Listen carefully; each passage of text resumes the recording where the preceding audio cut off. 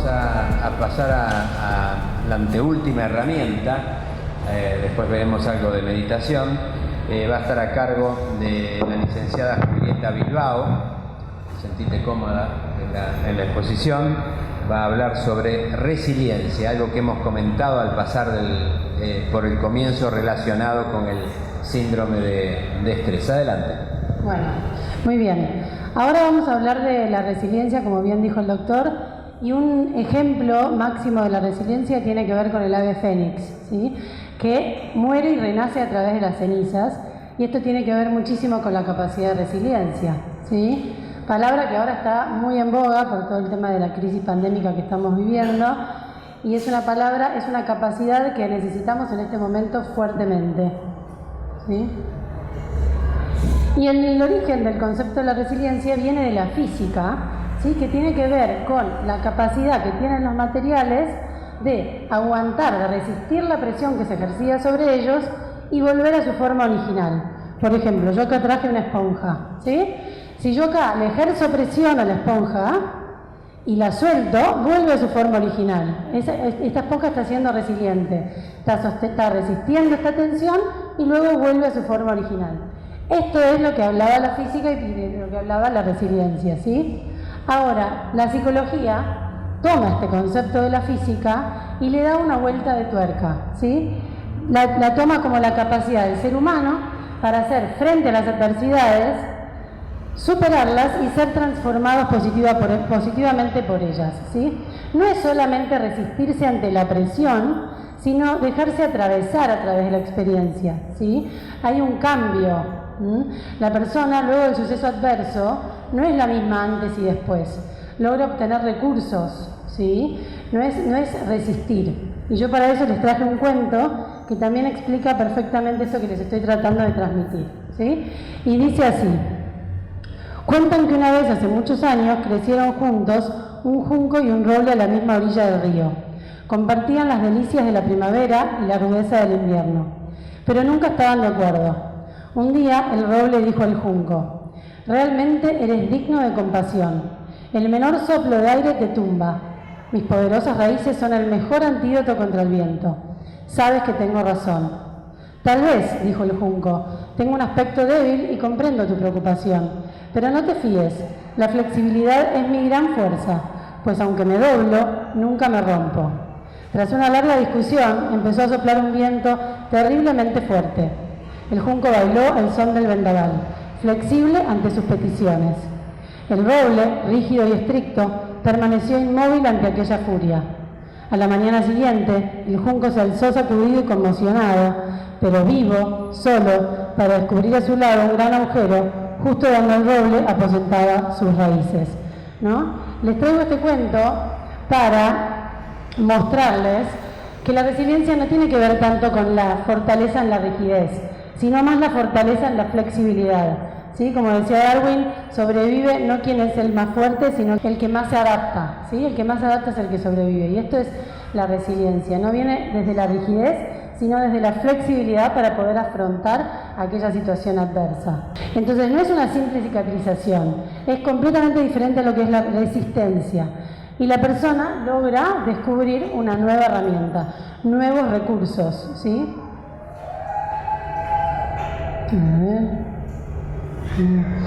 Y esta foto tiene que ver con que la resiliencia no es una cualidad innata con la que nacemos y está ahí, sino que es una cualidad que podemos desarrollar en cualquier etapa de nuestra vida, es una cualidad dinámica. Todos tenemos la semilla de la resiliencia, todos. Pasa que algunos la tienen más desarrollada y otras no tanto. Entonces, si no la tengo, la puedo desarrollar. Si siento que ya soy resiliente, puedo empezar a reforzarla con los pilares que vamos a ver ahora, ¿sí? Pero siempre se puede ser resiliente, incluso hay momentos de la vida donde hemos sido más resilientes y momentos donde no tanto, y el tema es cuando viene la vida y nos presenta una situación adversa, poder hacer uso de esta capacidad. Y si no la tengo, empezar a crearla, ¿sí? Hay pilares de la resiliencia, muy bien, muy lindo todo lo que estoy contando, pero ¿y ahora, si no tengo resiliencia, cómo hago para desarrollarla? Bueno, hay un montón de pilares en los que uno se puede sostener para poder ser más resiliente, ¿sí? Y para mí el primero y fundamental tiene que ver con la aceptación, ¿sí? Porque si no acepto que estoy teniendo un problema, no puedo arbitrar los medios para poder superarlo. Primero, no lo puedo negar, está ahí, ¿sí? Es sumamente importante poder aceptar que esto está sucediendo, por ejemplo con la pandemia, ¿no? Está ahí, o sea, yo no la puedo negar, pero sí lo que puedo tratar de ver es qué voy a hacer yo frente a esta situación que me está pasando. Y algo que me surgía también de la aceptación, una pregunta que para mí es clave, es ¿qué puedo controlar de esta situación y qué no puedo controlar? Yo quiero que la pandemia se termine. ¿Puedo controlar que se termine cuando yo quiero? No. Pero sí puedo controlar cuidar mis hábitos, cuidar mi salud, cuidar mis hábitos, darme la vacuna, cambiar mi alimentación, hacer ejercicio físico, trabajar el estrés para que no me agarre el COVID, ¿no? Puedo hacer un montón de cosas que sí puedo controlar. Entonces, primero aceptarlo, ¿sí? Después, algo básico, tiene que ver con la actitud. ¿Qué actitud yo voy a pararme ante esta situación adversa? ¿Qué actitud voy a tomar? Y acá les traía un ejemplo, como Viktor Frankl, como psiquiatra, este psiquiatra austríaco que sufrió en los campos de concentración, y trae esta frase, ¿no? Y dice, si no está en tus manos cambiar una situación que te produce dolor, siempre podrás escoger la actitud con la que afrontes ese sufrimiento, ¿no? Y tiene que ver con la actitud, tiene que ver con que ante el suceso adverso tenemos dos posibilidades, ¿sí? Yo tengo dos lugares para pararme. Puedo pararme en el lugar de la víctima, ¿sí? Y decir, tengo una amenaza y no tengo con qué enfrentarlo, y esto viene a arruinarme la vida, y por qué, y por qué, y por qué. Y tengo la posibilidad de pararme en otro lugar, que tiene que ver con un lugar de protagonista, donde puedo hacer foco en lo que sí puedo controlar, como les decía recién, en donde puedo ver este suceso adverso como un desafío que me viene a invitar a mí a desplegar recursos que tal vez antes no sabía que tenía, y hacer foco en mis capacidades, y también algo que me viene a hacer crecer, ¿sí? Porque también, quería decir esto que me olvidé hace un ratito, digamos, la persona que apuesta a la resiliencia es una persona que sabe que la vida no siempre es todo color de rosas, acepta que en la vida hay problemas y que esos problemas no están ahí para arruinarnos la vida, sino para que podamos valorar lo que sí tenemos y para hacernos crecer. Entonces, esto de no pelearnos contra el problema, sino tomarlo como algo normal y poder hacer algo para que aprendamos, ¿no? Para generar recursos, ¿sí? Otra cosa básica, otro pilar importantísimo tiene que ver con la confianza, el optimismo, ¿sí? La desesperanza es el gran factor de riesgo. Entonces es fundamental ser optimistas, creer en algo. Nosotros cuando damos el taller de manejo del estrés en el hospital hablamos de que el soporte religioso y o espiritual es clave a la hora de ser resiliente, ¿sí? Es creer en algo, no importa en qué, en Dios, en el universo, no importa en qué, pero creer en algo ayuda a la persona a mantenerse fuerte y flexible ante el suceso adverso, ¿no? Esto también pasará, después de la tormenta siempre salió el sol, y esa confianza me ayuda a poder seguir parada y poder seguir enfrentando la situación que sea, ¿no? Y este es otro pilar que tiene que ver con la introspección, que tiene que ver con la capacidad de hacernos preguntas, con la capacidad de frenar y preguntarme. Y esto también está sucediendo en este momento de pandemia, donde las personas, porque ahora tenemos la muerte más cercana, empezó a ser más consciente de las personas de la finitud de la muerte, entonces las personas están haciendo más preguntas, ¿no? ¿Qué vida quiero tener? ¿Qué quiero priorizar? Vivo corriendo, estoy hace 5 años que no tengo vacaciones, con mi trabajo no puedo estar con mis hijos, ¿no? ¿Qué vida quiero tener? Y fíjense qué importante es hacernos estas preguntas, ¿no? Y no siempre nos las hacemos, y justamente ante la adversidad es que empezamos a hacernos las preguntas a veces más importantes, ¿no? Todos hemos escuchado a alguien que ha tenido un cáncer, un infarto, y de repente dio vuelta toda su vida, ¿no? Empezó a trabajar menos, empezó a ir de vacaciones, empezó a cuidar más su salud, empezó a darse tiempo para sí mismo, ¿no? Y eso es lo que sucede con las situaciones adversas, ¿no? Nos vienen a cambiar un montón. Depende de nosotros, depende si hacemos uso de la capacidad de resiliencia. Porque si nos ponemos en el lugar de víctima, ahí el suceso adverso nos pasa por encima y no logramos tener ningún recurso, ¿sí? Una persona justamente que se preguntó, esto tiene que ver también con cambiar una pregunta por otra. Vieron que a veces cuando pasamos una situación adversa, por ejemplo una enfermedad, una pregunta muy normal de hacerse es ¿por qué a mí? Yo siempre traigo esto de ¿y por qué a mí no? ¿Por qué? No estamos tocados por la varita mágica, nos puede pasar. El tema es preguntarnos y pasar del ¿por qué a mí?, desde este lugar de víctima, al ¿para qué a mí? Y ahí nos ponemos en lugar de protagonista. ¿Qué me viene a enseñar esta situación? ¿Qué quiere que yo aprenda? ¿Sí? ¿Qué me viene a aportar? Y ahí cambia todo. Viktor Frankl se preguntó eso, ¿para qué? ¿Y para qué? Fue para ayudar después a las personas, ¿no? Y él decía algo muy lindo que no dije y me olvidé, que me parecía fundamental, que es, él decía, a mí me pueden sacar todo, me pueden sacar mis pertenencias, la comida, mis seres queridos, me pueden sacar todo, pero no se pueden meter en mi cabeza para elegir cómo yo voy a decidir enfrentar esta situación, ¿no? Y esto tiene que ver con el para qué. Él estaba ahí también pensando en esto me tiene que estar sirviendo para algo y yo algo voy a hacer con esto si lo logro pasar, ¿no? Otro pilar fundamental tiene que ver con la motivación, ¿sí? Como dice ahí, quien tiene por qué vivir encontrará siempre un cómo. La importancia del norte, del proyecto, ¿sí? De tener un objetivo. Y para mí el gran ejemplo de eso es Stephen Hawking, que como ustedes saben tuvo una enfermedad que se llamaba ELA, esclerosis lateral amiotrófica, que es una enfermedad que mata las neuronas motoras, pero cognitivamente vos te mantenés bien, ¿sí? Entonces es una enfermedad súper dura. Y miren lo que él dijo, quejarse es inútil y una pérdida de tiempo, este lugar de víctima que les hablaba recién. Aun cuando me falte toda la movilidad, tendré muchas cosas maravillosas que hacer. Sin ir más lejos, investigar el cosmos. Y fíjense esto que dice acá, antes de la enfermedad la vida me aburría. Muy fuerte, ¿no? Pero yo lo pensaba, la ELA tiene un pronóstico de vida más o menos de 3 años.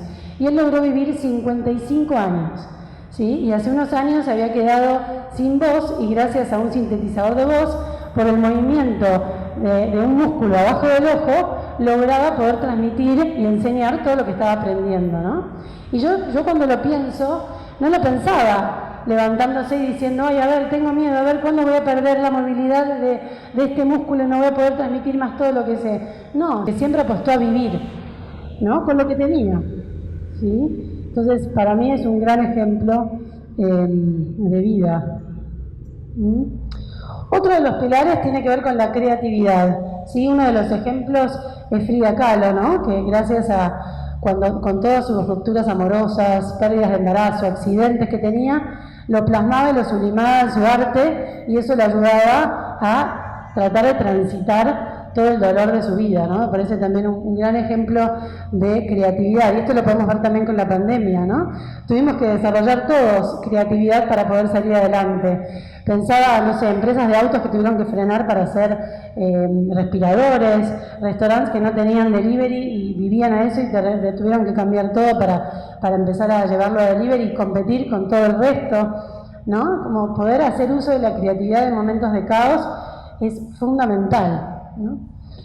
Otro pilar importantísimo tiene que ver con el humor, ¿no? La capacidad de encontrar lo cómico en la adversidad y poder desdramatizar el drama, ¿no? Creo que también es sumamente importante. Yo en este momento tengo una amiga que está transitando una leucemia y yo la veo y para mí es digna de admiración.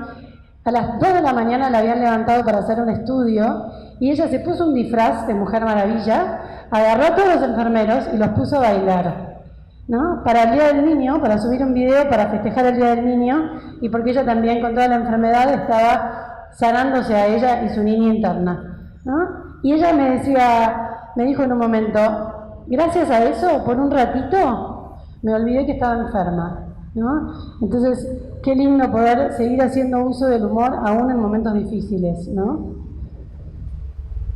Otro de los pilares, la capacidad de relacionarnos, ¿sí? Cuando tenemos dolor, buscar ayuda, ¿sí? Buscar ayuda, buscar a la gente que queremos, aprender también, animarnos a mostrarnos vulnerables, que esto cuesta tanto en la sociedad de hoy, animarnos a pedir ayuda sin vernos débiles por eso, sino para mí eso es pura fortaleza, ¿no? Y pedir ayuda y dejarme sostener, ¿no? El dolor compartido es medio dolor, la alegría compartida es doble alegría.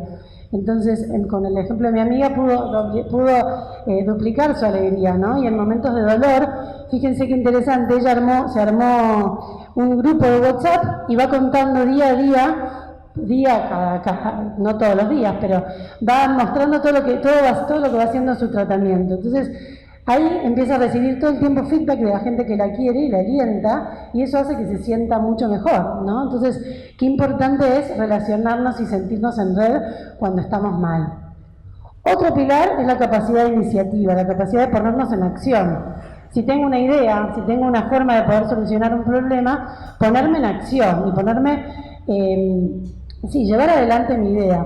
Yo a veces me gusta nombrar acá a una tanatóloga que se llama Estela Maris Maruso, que ella, cuando le dieron un diagnóstico a su padre de cáncer de próstata, le habían dado también un pronóstico de vida de 2 años, creo, ¿no?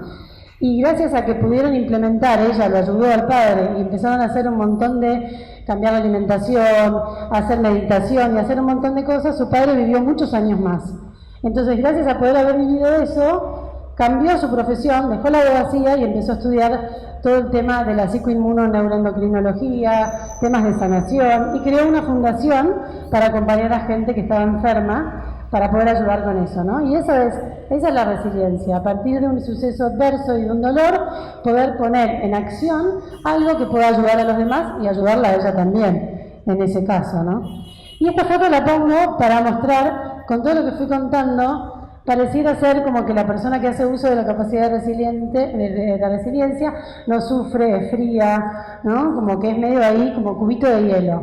Y nada más lejos que la realidad. O sea, es súper sano que le hagamos lugar al dolor, que lo transitemos, pero que no nos tome por completo, ¿sí? Poder transitar ese dolor, poder sentirlo, pero después poder rápidamente salir. ¿Sí? Pero no quiero que quede el concepto como que la persona resiliente es fría, porque no lo es, ¿sí? Y para cerrar, me gustaría cerrar con este texto que dice así, titulado La piedra.